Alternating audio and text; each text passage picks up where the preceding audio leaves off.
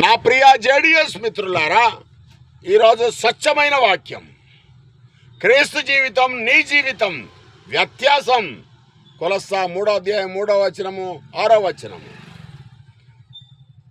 ఎప్పుడైతే మారు మనసు పొంది బాప్తిసం తీసుకున్నావో అప్పుడే క్రీస్తు కొరకు చచ్చావు. నీవు బ్రతికేది రెండవ రాకడలో ప్రత్యక్షమయ్యే క్రీస్తు కొరకే బ్రతుకుచున్నావు నీవు. అయితే మరి ఇప్పుడు నీ శరీరంలో ముఖ్యమైన అవయవాలు దేవుని కొరకు, నీ రక్షణ దయచేసే క్రీస్తు కొరకు వాడబడాలి కదా.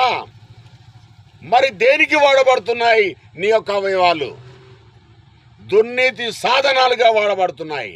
శరీరం జారత్వం కొరకు, నీ మనసు దురాశ కొరకు, నీ నోరు గుట్కాలు తంబాకు పాన్లు తింటున్నావు ఎందుకు? నీ గొంతు సారాయి కళ్ళు గుడంబ బ్రాండి వైపు ఎందుకు వెళ్తున్నాయి?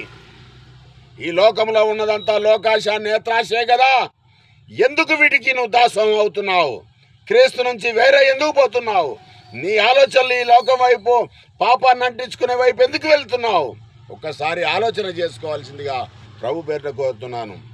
ఈ లోకంలో నీవు నీ యొక్క వయసులో ఉన్నప్పుడు హీరోల వైపు వెళ్తుందా, హీరోయిన్ల వైపు వెళ్తుందా, క్రికెటర్ల వైపు వెళ్తుందా, రాజకీయాల వైపు వెళ్తుందా, వేశ్యల వైపు వెళ్తుందా?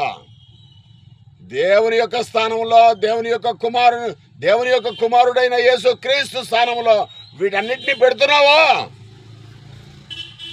అయితే ఈ లోకము దాని యొక్క ఆశ గతించును గాని దేవుని వాక్యము నిలుస్తుంది. యేసుక్రీస్తు ప్రత్యక్షమైనప్పుడు ఇక నీకు నిత్య జీవం ఉండదు అని ఖరాఖండిగా నీకే తెలియజేస్తా ఉన్నది ఈ వాక్యం. దేవుడు దీవించుగాక. ఆమేన్.